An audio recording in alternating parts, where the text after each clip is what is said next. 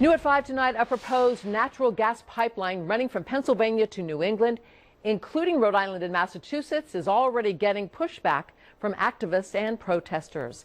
NBC 10's RJ Heim goes the extra mile and talks with one of the local organizers.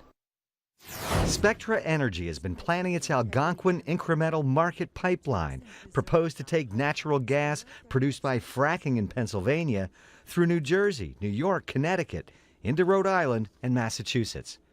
Professor of Physics Peter Nightingale has been at URI for more than 30 years. 5 years ago, he stopped chasing grant money and took up activism too, and is part of the grassroots group called Fossil Free Rhode Island.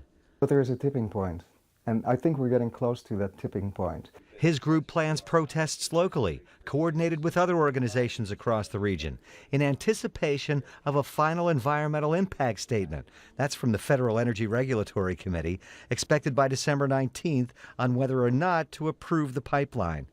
Yes, it's true, we have the lobbyists, but in terms of numbers, the population vastly outnumber all the lobbyists, all the corporations. One part of the proposed pipeline would expand an existing natural gas compressor station in Burrillville.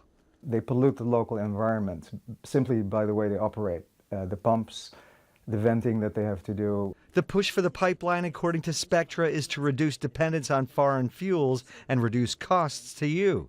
The activists think otherwise, citing the billions made by the energy companies and their track record on the environment. Let's get the corporations that make money out of this whole loop, and we won't have the problem that we're talking about right now. Generate electricity locally, do it in a way that is owned by the public. Those are the ones who benefit from it.